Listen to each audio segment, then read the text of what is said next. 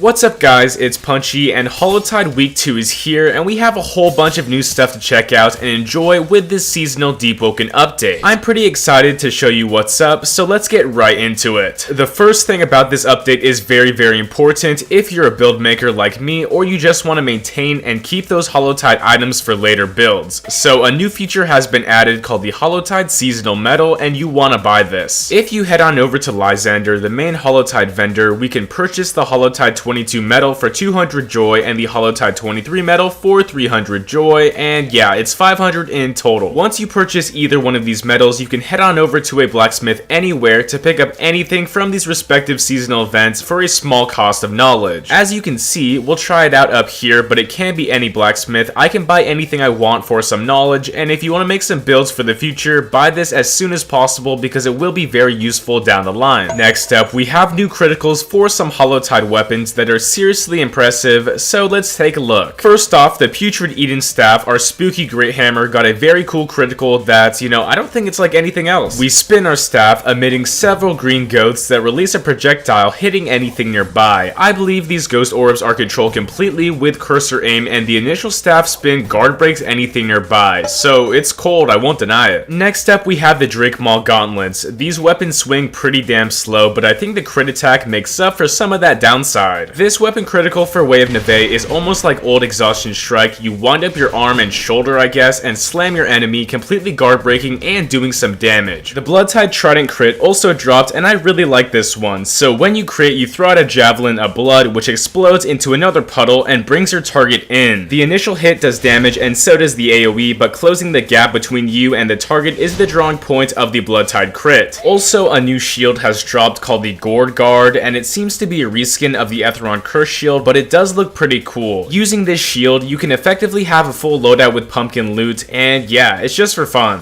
Further upon weapons, there is also a new enchant, Harrowing. With a translucent purple weapon enhanced by glowing yellow particles, this enchant is one of the coolest that we've received for a while. The user will inflict an obscuring effect which hides the target's UI and restricts what information they can see. This enchant won't be too effective damage-wise, but for a Hallowtide exclusive enchant, I think it's really interesting. Another very fun change was a partial rework to the Hallowtide specific mantra, Pumpkin Pitch. Previously, this mantra forced you into a graveyard state, basically turning all your M1s into pumpkin bombs, and that is no longer the case. With this new reworked mantra, it does the same bomb effect, but we throw a singular bomb and it has a very short cooldown. You can use this whenever you like, but successive uses will increase the ether cost of the mantra, so keep an eye out for that. With this update, we also have two new mantras, one specifically for heavy weapons and one more for flame charm. Starting off with heavy, we now have Onslaught, an instant guard break heavy mantra with 3 different hits. The initial hit is an Ichimonji singular downward strike that has hyper armor and instantly pops guard. After that, you bring your opponents upward and kick them away with following hits, and it seems interesting, so check it out. A new flame charm mantra, Relentless Flame, also has multiple parts, so you begin your attack with a singular flaming slash that continues to hit after a few different,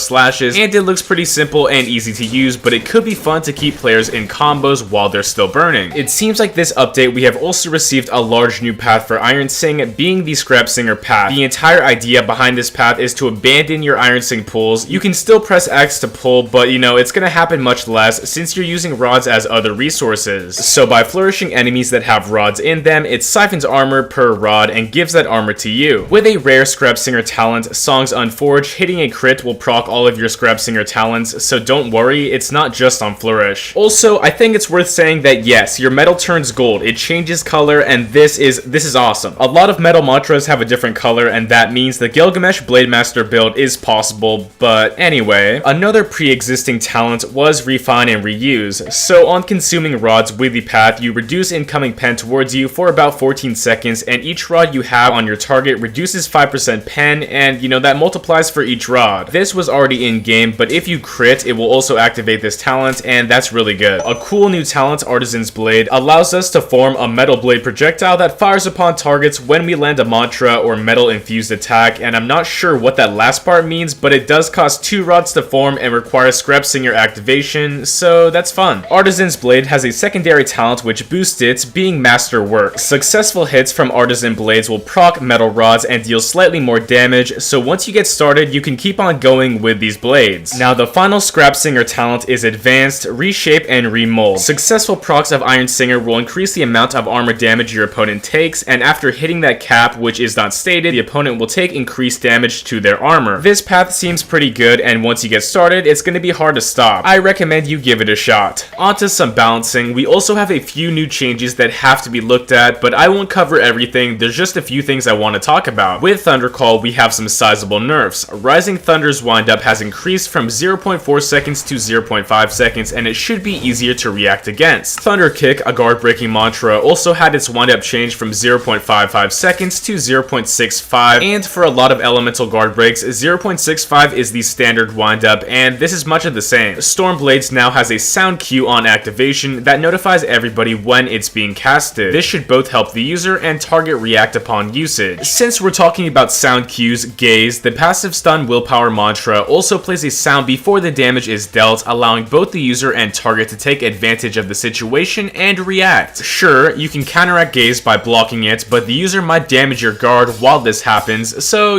be careful. For Gale Breath, the large mantra of focus is Champion's Whirl Throw, so Champ Throw windup has been increased from its previous 0.5 second windup to the new standard 0.65, just like I talked about, and upon this it has also lost its hyper armor on attack, meaning you can cancel it by hitting once, and this should be a large blow to Whirl Throw and Gale Breath as a total, but it should be in line with the other mantras. That being said, Fireblade windup has also been reduced, so most of these attunement guard breaks come out at the same exact time, and this is positive. Strong Left, another example of a fast guard break, was also hit, having its windup increase from 0.45 seconds to 0.5, but I don't know how noticeable this difference will be. The final change I'll mention is another nerf to Ardor, our Posture Murmur, dropping its posture reduction from 25% to 15%. This should nerf defense with Ardor, but it's not really stated if the outgoing posture received any changes, but yeah, we'll have to check it out. Anyway, this update was a pretty big one for Hallowtide content and build makers, but it seemed like a lot of these balance changes revolved around posture and block breaking mantras, but check it out in game, and that's all I got for right now. Thanks so much for watching, and make sure to like and subscribe because we're almost at 65k. Have a good one. It's punchin' time.